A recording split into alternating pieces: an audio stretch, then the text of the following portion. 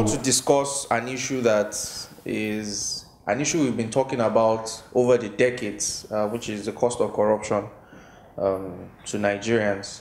And we just want to start with your own story. What is the cost of corruption to you personally over the years? Well, you know, standard of living has to be the first thing that someone has to see as the loss, the biggest loss that we suffer as a result of corruption in Nigeria. In terms of the inadequate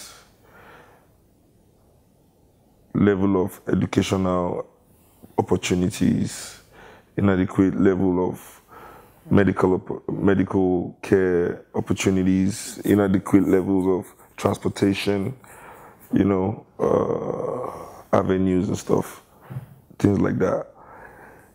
It means we are not developed as we should be as humans. We don't live, our average life expectancy is pretty low. So I think corruption, how we have to see it really is socially, not personally. I think the biggest loss is in the destruction of the social fabric of our society, because people tend to not live as long as they should and tend to not be able to be as healthy as they should be, and do not have the luxury time, you know, to really see the easy and enjoyment and the relaxing side of life. These things matter. Yeah. You know, so yeah, I think that's what, you know, so most people in this part of the world live really short lives. I think in terms of lives lost, this has to be what I see as what corruption costs me personally. We all come from different backgrounds. That's what unites us. We all know life is about freedom of choice, and money transfer should be the same way. Introducing MoneyGram My Way. Send and receive money just about anywhere, using whatever method that works best for you.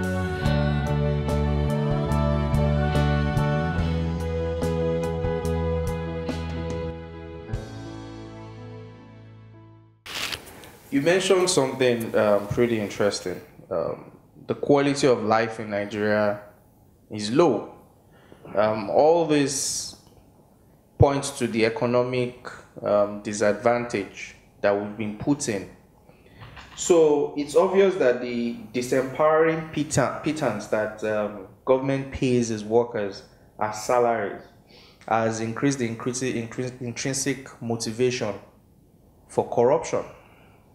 And it has created this vicious cycle where people get into power, any position of power, even the secretary in office is thinking of how to survive using that little power that they have, right? So how can we fight corruption when we don't fight this fundamental problem? Yeah, but that is not a fundamental problem, really, what you just said. For me, that's a symptom of a problem. Okay. It's a symptom of elitism in our society. The class struggle is something that most Nigerian people are not sensitized about or do not notice. There's a class struggle going on in Africa that has been going on since independence, and the elite have really won in this part of the world. Even in terms of wages that you say, the elites in Nigeria, they earn world-class wages for their jobs. If you have an elite job, director of an oil company, if you are a director of a bank, you know, if you are a governor, if you are in any high position here, your salary matches or sometimes are even more than your counterparts in the developed world. I mean, our politicians here are the highest paid in the whole world. It is the job for the blue-collar workers, you know. That job, those jobs are the ones that are low-paying. You know, this is a part of the class struggle, is the weapon to keep people in poverty, you know. the lack of organization among the masses. You know, they use poverty to distract them from the fact that we have to organize ourselves as a base, you know, as a labor base, working class people against the elites who continue to, I mean, okay, what is the most important thing to any common man in Nigeria right now is money. The goal of his life is to be rich. And to be rich cannot be the goal of somebody's existence. Only poverty can make that a goal. If you had basic social welfare in Nigeria, people would have money already. You know, at least weekly stipends from the government or whatever. You know, money, poverty will not be at people's, you know, at people's throats the way it is. You know, we understand that money is always a means to something. Yeah. It's not the end of something in itself. You know, so the elites create that because in Nigeria, what do they have? Everybody that is rich in Nigeria has not added anything to Nigeria. Let me not say everybody. Let me say 95% of the richest people in Nigeria don't add anything to Nigeria. They take from Nigeria, that's why they are so rich. All the oil, business mogul, oil this, farming that, whatever that they are. Everything that they have is from license. Okay, license to go and sell oil. This license is given to people in the name of the Nigerian people, you know, and it's in the name of the Nigerian people that you are rich, you know, but in the class, if you understand class struggle, they don't see it as a gift from the Nigerian people. They see themselves as not doing a favor to the Nigerian people, you know. So, for example, when they want to increase fuel price, they complain that they cannot lose millions for a people who have given them billions. So they rather have the price go up so they can save more money instead of, okay, saying, okay, fine, we have been making so much money all these years that you people have given us the chance to make. It's time for us to give back to society. No, but the numbers wouldn't add up if they did that. Yeah, but the numbers don't add up when they got the license in itself. It's not as if they are the best petrochemical engineer in the world before we give them all these multi-billion-dollar licenses. How do we get Nigerians to understand that corruption is their problem? Yes, of course. I think the reason why, the biggest reason why corruption is so big in Africa, in the motherland here, and especially in the poorest areas, is that poor people are given an existential loophole. You know, like, don't worry, if God doesn't answer you in this life, He's going to answer you in the next life. So, you know, yeah, people don't want to suffer. They try, but they are like, okay, fine. At least when I die, God will... You think that's the reason why people will endure this hardship? Yeah, that's the basic reason why, I think. And it is reinforced. It is reinforced. I think it's a class struggle. You have to see it in a bigger picture. You cannot look at it from just this angle of corruption and not look at it as that there are people behind it. Corruption is not just a word. Corruption is an operation. What people are operating, the levers of corruption in this country, the politicians, the business elites, the religious leaders, and celebrity. Entertainment is also used as a lever for corruption. How's that? That's an interesting angle. Because even Nazi fascism needs entertainment. I mean, entertainment is what, you know, simplifies and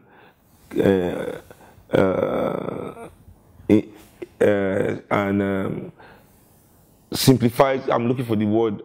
It helps people just and generalizes, simplifies and generalizes concepts and policy. You see,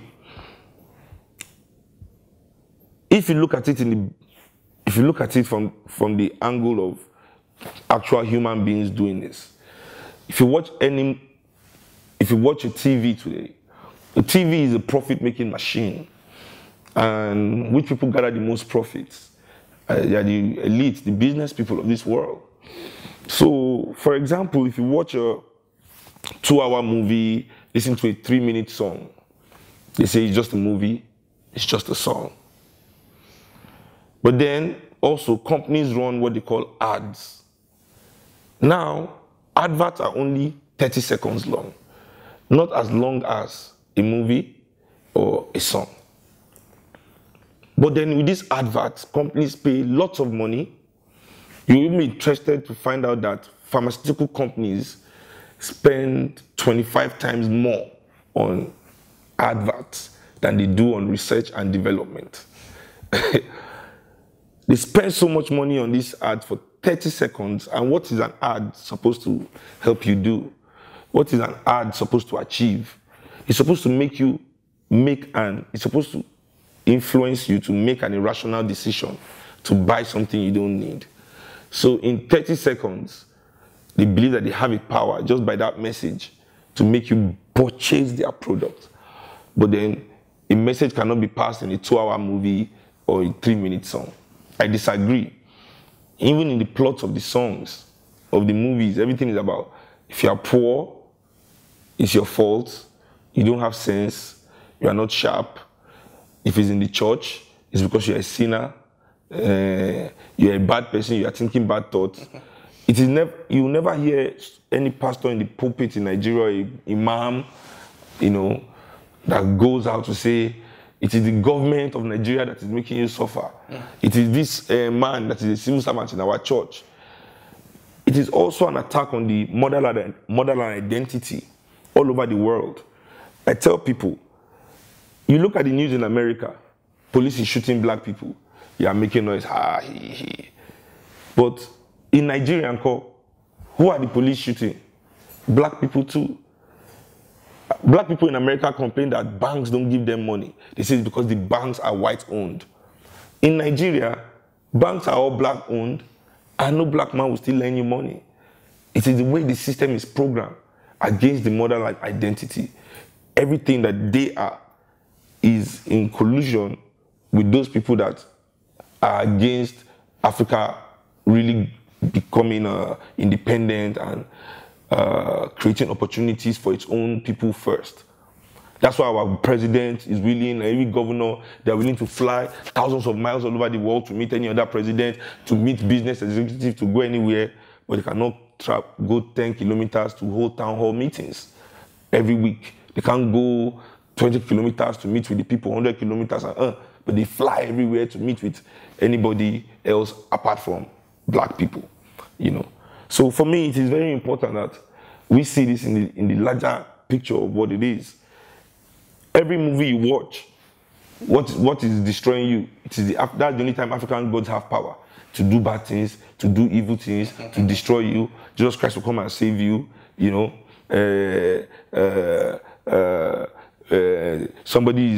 just be walking on the street, fantasy things. Then one big man will see you, then just suddenly give you a job, your life will change. God has answered your prayer. So illusions like this put in the mind of the people. Young people are made to feel inferior if they don't own expensive things. This is the country that we live in. We judge people by what they have. That's basically what it is. And this is elite narrative. Because what do they have to show for all the billions that they have, really? How many Nigerians do they employ? How many things do they actually create? What are they actually worth? What do they create? What do they give back to society? Not a lot. Well, it's just that we are not sensitized here to see things from the perspective of the class struggle. When you see it from the perspective of the class struggle, everything falls into place.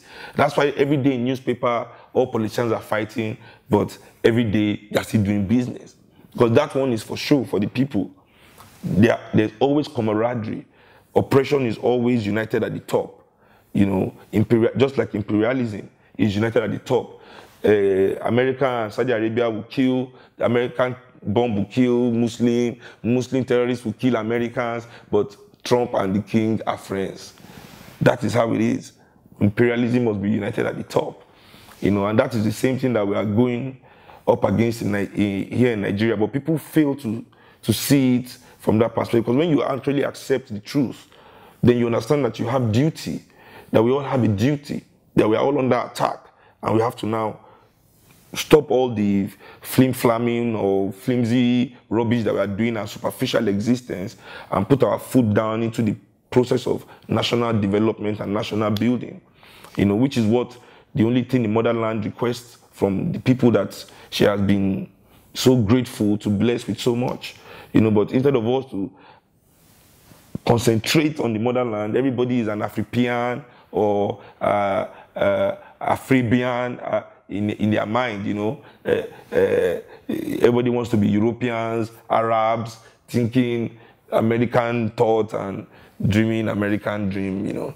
What are some of the major opportunities Nigerians have forgone due to corruption? So many. We have forgotten so many opportunities. I mean, for me, you know, in terms of particular opportunities that, I mean, for instance, Dubai is Dubai. No. See, for me, economics does not matter to me. I really do not see tall buildings and all these things as a sign of prosperity. You know. Yeah, no, but what for me is what is needed for me in any society is not equal opportunity itself, but a balance that everybody is able to achieve their potential. I don't care about tall buildings. I don't care about what Dubai has been able to achieve on the backs of slave labor that they have all over their country.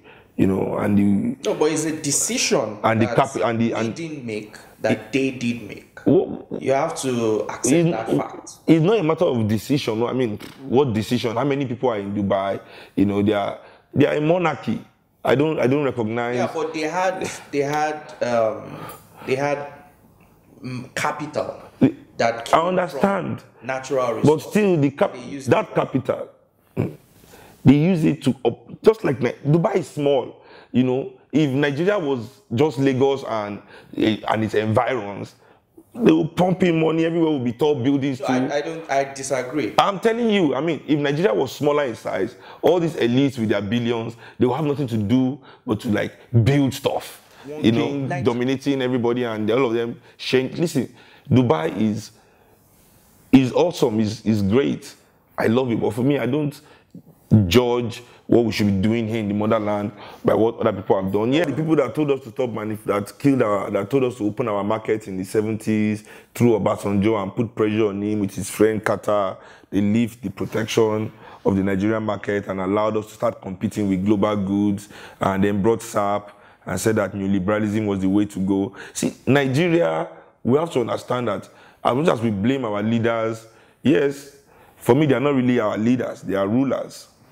You know, the leaders of Nigeria were not really given a chance to rule, and you know, usurpers have taken their place ever since. The Nigerian army is nothing more than British gift to Nigeria. Just the way Nigeria is. I think, for me, what I believe is that whatever has been done to Nigeria is part of a plan. It's part of a master plan that's been carried out to the T.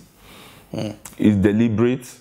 You know, you cannot look at it in relation to Dubai or anywhere else like that, they've had the chance to run themselves, create their own ambitions, create their own dream and whatever. I mean, Nigeria gave Malaysia its first 10,000 palm trees, and today Malaysia is the world's leading. Exactly. So yeah. It is not about. This is we as Nigerian people in this particular most populous nation of black people in the world have to understand our role and take it serious. We are willing.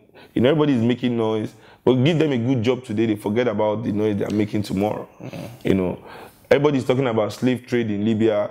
I said, you don't really care about people enslaved in Libya. You're just saying it for people to think. You see, this is what I hate about social media.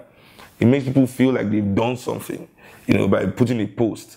You know, you write an article and you've done something. No. We have to follow it up. We have to continue the work. We have to do that leg work. It's a duty. We want to develop this nation. It is not half-heartedly.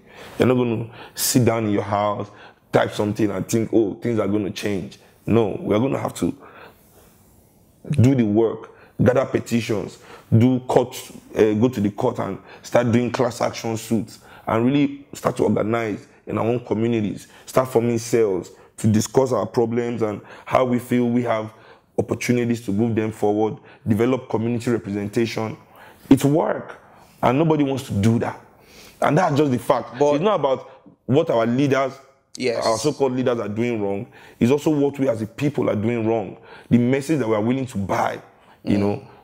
Everybody is willing. If I say come to a meeting in my house at 12 midnight, Nigeria Resistance Movement is having a meeting from 12 midnight. We don't do meetings at 12 midnight anyway. Meetings are in the afternoon. But let's say we are doing meeting. Come to a meeting and I tell all these people, come to meeting at 12 midnight, these so-called youths that are not leaders. Come to the meeting we'll have meeting from 12 midnight till 5. They'll say, it's too late, we can't come. But they'll go to club from 12 midnight to 5. So it's all about priorities and what we actually want to achieve, you know, in Nigeria. And until we as a people decide completely that yes, you know, even when people talk about Fela's message, Fela don't talk, nobody is talking about the message. But right now it's not about knowing what the problem is. You have to now listen to what we're going to do about it. Nobody wants to listen to what we're going to do about it. Everybody just wants people to be articulating, continually articulating, pointing fingers, naming names. But then when there are solutions, why are we not tapping into solutions? The real solutions that can stop these problems instead of, you know, for me, Nigeria has never really had leadership since even before the independence time. You know, the real Nigeria always, before the independence, and there were a lot of leadership. There was a lot of leadership. There was a lot of leadership. There was a lot of, but after independence, you know, just like in South America, you see, this is why they have to not educate, they refuse to educate us properly. Look at South America, comparing it to Africa, you know, the manipulation of the military junta. And who are the military really? They were all former workers of our colonial masters who are handed over to us, you know, as a gift. And then suddenly they believe, all the military in Africa believe that they have a right. Because their masters have told them that they are the best of us. So they feel they have a right to determine African political affairs, you know. Also in South America. That's an interesting conspiracy It's the truth. theory. It's not a conspiracy theory. It's the truth. They're all trained in Sandhurst, you know, where they indoctrinate them against their people, you know. So it's all about what's happening in people's minds. I don't feel that we have the right leadership yet who love African people and put African people above everything else. You know, to rule us here, you have to love us more than anything else. Nigeria has to be the most important thing to you. You know, the Nigerian people have to be the most important thing to you. Even more important than your family or anything, more important than your God or anything, must be the people that you serve. But nobody here is serving us. They are ruling over us. Getting power doesn't mean to sit in office. Sit in your office and then, oh, we won, so then you sit in here. Because, as I said, it's about service to the people. Nigeria is a poor country. This is what we have to all accept. If you say this in VIA, everybody say, never, Nigeria is not a poor country, Nigeria is a rich country. Even the global poverty index, we are a poor country. Officially, we are a poor country, but except in the eyes of the elites, what is there anything? They say Nigeria is a rich country because they have to say that to justify their own living standards. Well, resource-rich country. Well, it's a resource, but it's not a rich country. I mean, they calculated the whole of Nigeria when they rebased the economy at 500 billion. Apple alone is worth 700, and that's just one company in America. Apple alone is worth $700 billion. The whole of Nigeria is worth 505 billion before the Naira dropped. Now that the Naira has collapsed, maybe we have 350 billion. Now it's 410. 410 billion, right? The whole country. Apple alone, Apple is 700 billion. That's the whole of Nigeria with $300 billion change. But going back to the question, do you think Nigerians have become too tolerant of corruption? No, they've not been given any real, no, not that they've not been given, because the voices are there, just been drowned out by the noise. I think if there's genuine awareness and people are able to understand their purpose as citizens, it will be easy to change the orientation of Nigerian people with some positivity. You know, with a good government that loves the people. You know, I think if you take, for example, if you look at our healthcare system in Nigeria, if a government really comes in that loves the people of this country and decide to gift us a functioning healthcare system. That alone will employ 20 million, 30 million Nigerians before the program is over. Because, I mean, this is talking about 774 local governments, 774 emergency centers, call centers, paramedics, ambulance drivers, people to train them, the doctors, people to manage the doctors, the hospital directors, building the hospitals. I mean, this is energize the economy. But now, everybody wants to invest in some private business is the best way to go. Foreign investment this, so social development doesn't matter. Okay, let's concentrate. The federal government, I want to concentrate on the transport system of this country and give this country a transport system that works. This is how countries are energized. This is how economies are built. And before we know it, using our own natural resources to build, and not that this is their own mago way of developing anything that is only in Nigeria. Road cost billions of, hundreds of millions of dollars. They build bridge that is 10 times the size of the one we build in Nigeria for half the price of what we build in Nigeria. I'll be wondering what's going on here. You know? So, okay, that goes to... So I feel like there's so much, if a government comes into power that loves the people, there's so much to do that will energize the economy and bring the people up without even looking for foreign investment. You know, but they don't want to work. That's what I'm saying. That's what they are instilling in the citizens too. Because if we know our duty and we do our duty, and we're not distracted by this elite narrative of success and failure, which is a trap also. Oh, you're a success. Oh, you're a failure.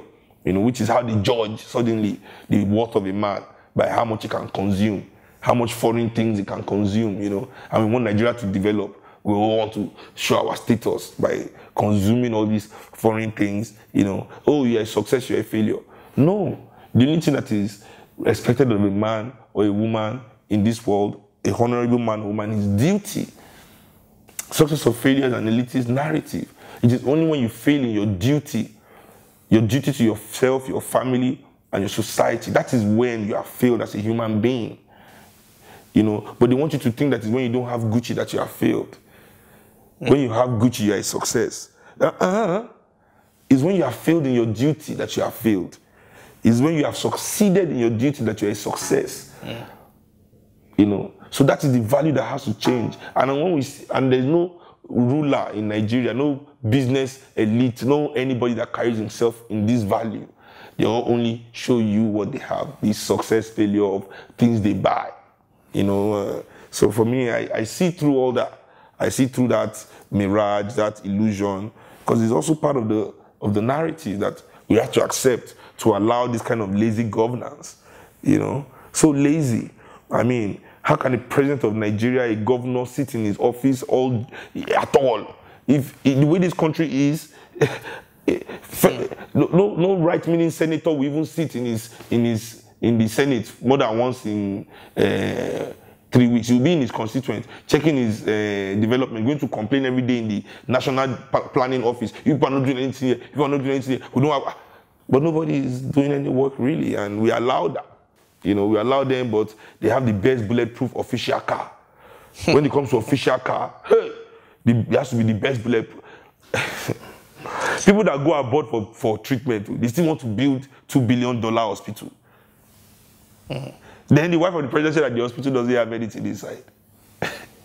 I mean, I really...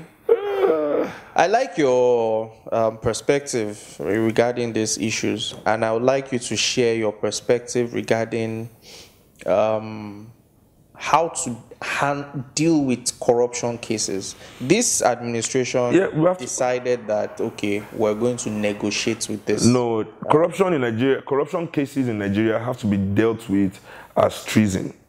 Any meaningful government that really decides to fight corruption will have to use executive powers to create a special court that deals with any case of corruption of public funds. You see, in 2011, 2010, there was the economic crash of the whole world, credit crunch. subprime mortgage crash. In Nigeria, we had it too. It was the securities crash of 2010. There was $14 billion in bailouts given to the elites, basically, for bad loans that the banks had given them.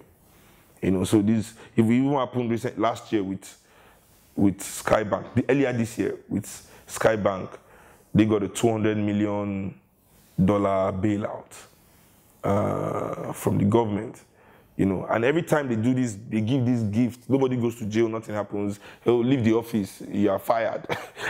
You resign, not that you're fired, you have to resign. They told them, the narrative is always that they are protecting the depositors' money. And the jobs. The depositors, they want banks to close, so they have to protect the depositors so that the depositors don't lose their money. Not really the jobs, but the people that have put money in the bank. So the government is protecting the citizens.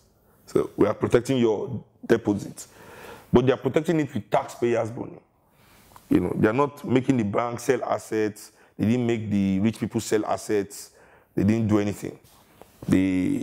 So this is corruption in itself. No, because yeah. I pay tax. Exactly. So you make an investment in a bank. Then they use my own money to secure your own investments. It's your risk. So in 2010, there was this 14 billion that everybody had been taking loans and everything crashed. And they formed AMCON to buy all these bad loans for all these people. And they paid $14 billion bailout, you know. But in the next year, they were announcing that there was no money for subsidy. Subsidy was only $8 billion. Subsidy is for everybody, it's for the people, you know. So there's no $8 billion to bail out the people, but there's $14 billion to bail out the rich people in the banks, you know. Now, they are willing to always take in this for themselves, but never on behalf of the people that they claim to serve. So for me, corruption, we have to see corruption in the entirety of what it is. Now, how many people have died in Nigeria due to corrupt practices and things like that? We have to accept that public money, the way drug and corruption is a death sentence in China, has to be the way we eradicate it here.